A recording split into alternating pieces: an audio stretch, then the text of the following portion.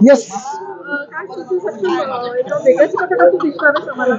नक्कीच खूप एक्साइटेड आहे, कारण की मला असं वाटतं की एक प्रत्येक ऍक्टर नेहमी एक्सपेरिमेंट्स त्याला करायला आवडत असतात, कारण की त्याला एका पठडीचं काम कधीच सातत्याने करायला आवडत नसतं. सो स्वतःला खूप भाग्यवान समजतो की पहिल्यांदा हॉरर असा एक जॉनर माझ्याकडे आला, आणि आमचे लेखक आणि दिग्दर्शक, लेखक संदीप सर आणि दिग्दर्शक प्रीतम पाटील यांना मी या सिनेमात असावं असं वाटलं. सो त्यांना त्यांचे मी आभार मानतो, कारण की अ, एखादा ऍक्टर जेव्हा त्याच त्याच प्रकारचे रोल करत असतो, तर अरे या रोलसाठी ह्यालाच घेऊ ना आपण, तर ते बऱ्याचदा तसं होतं. पण म्हणजे अर्थात त्याच्यात मेकर्सचा पण एवढा कधी फॉल्ट नसतो. पण मला असं वाटतं की अरे हा हे करू शकेल का, ह्याला आपण ते देऊन बघू, ह्याला त्याला स्वतःला चॅलेंज करू दे. सो मला असं वाटतं ही खूप मोठी गोष्ट आहे की त्यांनी मला हा चान्स दिला. आणि फिल्मबद्दल सांगायचं झालं तर जॉनर तर हॉरर आहे, आणि कोकणातलं हॉरर आहे, आणि रात्रीचं सगळं शूटिंग, त्यामुळे ते सगळं घनदाट जंगल आणि त्या सगळ्या गोष्टी होत्या तिकडे. आणि भूताची फिल्म असल्यामुळे ती मेजर शूटिंग रात्रीच करावं लागत होतं. त्यामुळे आम्ही जवळपास एक 18 ते 20 दिवस संध्याकाळी 6 ते सकाळी 6 असं शूट करत होतो. तर एक आर्टिस्ट म्हणून किंवा एक माणूस म्हणून पण स्वतःला एक चॅलेंज करायला मला मिळालं की 20 दिवस कंटिन्युअसली रात्रीची झोप न मिळता आपण काम करू शकतो का, हे पण एक स्वतःत मला सापडलेली एक क्वालिटी. आपण असं समजू की अजिबात थकलो नाही किंवा अजिबात काही असं झालं नाही, थोडंसं फ्रस्ट्रेशन यायचं, पण आमच्या सेटवरचे लोक इतके मनमिळाऊ आणि इतके दिलखुलास होते की आपण रात्री 3-4 वाजता शूट करतोय असं कधी वाटलंच नाही. आणि मला असं वाटतं की आमची टीम म्हणजे भाग्यमची पहिली फिल्म आहे, त्याला माझ्याकडनं ऑल द बेस्ट. आणि गौरवबद्दल काय बोलणार मी, म्हणजे अख्ख्या महाराष्ट्राने त्याच्यावर इतकं प्रेम केलेलं आहे, आणि मला त्याच्याबद्दल खूप अभिमान वाटतो. मला आय फील प्राऊड ऑफ हिम की त्यांनी आता त्याच्या ह्या करिअरच्या स्टेजमध्ये he is doing so much, आणि त्याला पण माझ्याकडनं खूप खूप शुभेच्छा. आणि मला पण एक खूप चांगला मित्र या निमित्ताने मिळाला, गौरव मला मिळाला या सिनेमाच्या निमित्ताने. सो मला त्याच्याबद्दल पण खूप छान वाटतं. आणि सिनेमामध्ये बाकीची जी आमची अख्खी टीम होती, म्हणजे आमचे स्पॉट दादांपासून आमची प्रोडक्शनची टीम किंवा आमची लाइटिंग टीम, आमची आर्ट डिपार्टमेंट, या सगळ्यांनी एवढी मेहनत केली आहे. म्हणजे आमचे DOP योगेश कोळी आणि आर्ट डिरेक्टर योगेश इंगळे यांनी तर आम्हाला इतकं सुंदर दाखवलंय.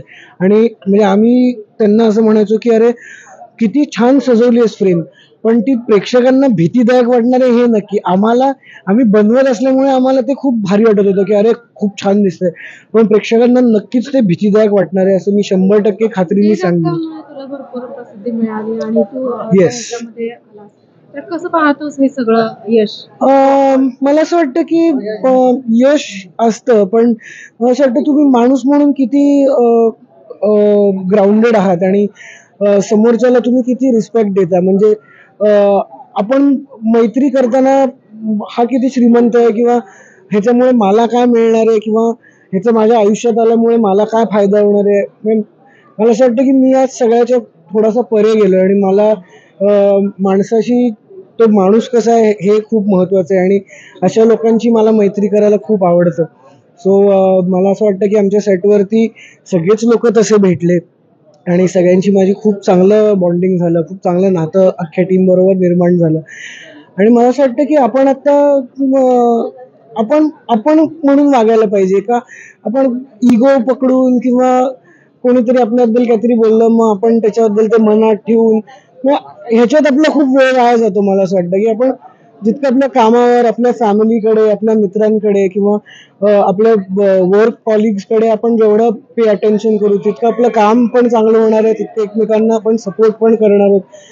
सो अशा सगळ्या गोष्टी आहेत, आणि मला असं वाटतं की छान आहे आयुष्य. आणि कोकण आणि असे बॅकग्राऊंड असलेले बरेच चित्रपट मिळाले. हो. तुझा काय संबंध आहे का? म्हणजे माझ्या आईचं आजोळ तिकडचं आहे, पण कोकण कोणाला आवडत नाही. म्हणजे कोकण तर सगळ्यांनाच आवडतं. आणि ह्या फिल्मच्या निमित्ताने मला खूप अनएक्सप्लोर्ड कोकण बघायला मिळालं. म्हणजे लिटरली आमचं शूटिंग देवगड, मालवण त्या साईडला सगळं झालं. आणि मला हेच सांगायला आवडेल की आमचे जे लोकेशन ज्यांनी स्काउट केले, आमच्या प्रोडक्शन टीम, मला त्यांचं कौतुक खूप करावंसं वाटतं. कारण की आम्ही ज्या हॉटेलमध्ये राहायचो तिकडनं लिटरली आमचं 1.5-2 तास लांब आमचं लोकेशन, म्हणजे आम्ही इतक्या कोपऱ्यात जाऊन शूट करत होतो.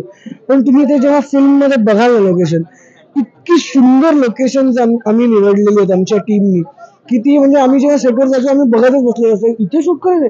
आणि त्यात आमचे आर्ट डिरेक्टर, म्हणजे काय त्यांच्याबद्दल सगळेच मी म्हणतो ना, एक टीम जमून येते असं मला वाटतं. आणि या फिल्मच्या निमित्ताने पण तसंच झालं. आणि नक्कीच फिल्म जेव्हा आता प्रेक्षकांच्या भेटीला येईल तेव्हा तुम्हीच ठरवा आणि सांगा आल्याड पडल्याड तुम्हाला कशी वाटते.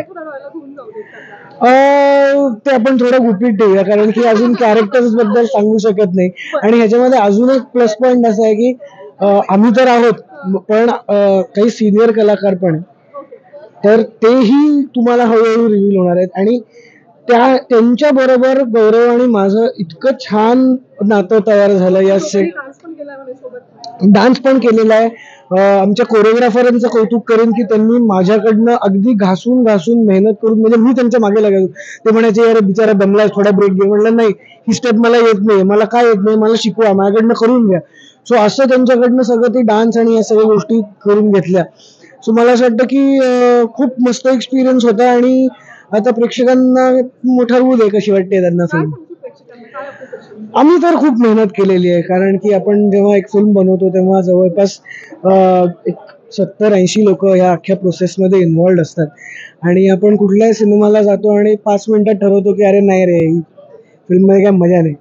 मला असं वाटतं की आपण ह्या सगळ्या लोकांचाही विचार करायला पाहिजे, म्हणजे नॉट जस्ट ऍक्टर्स, पण मला असं वाटतं की क्रूचे जेवढे लोक मेहनत करत असतात आणि आपण 1-2-5 मिनिटात जजमेंट सोडून टाकतो की काय कसली थर्ड क्लास फिल्म आहे किंवा भंगार फिल्म. तर असं न करता just give it a chance, open mind ठेवून सिनेमागृहात जाऊन हा सिनेमा बघा आणि त्यानंतर तुमची प्रतिक्रिया मला नक्की कळवा. कारण की कसं आहे ना, क्रिएटिव्ह फील्ड हे असं असतं की जिकडे आर्टिस्ट हा चुकत पण असतो. सो तो चुकला नाही तर त्याला कुठल्या पाथवर जायचं हे कळणार कसं. सो ही दाद मिळणं हे प्रेक्षकांचं काम आहे. सो ओपन माइंड ठेवून विदाउट एनी जजमेंट जाऊन सिनेमात हा चित्रपटगृहाचा सिनेमा बघा आणि तुमच्या प्रतिक्रिया कळवा, कशी वाटते फिल्म.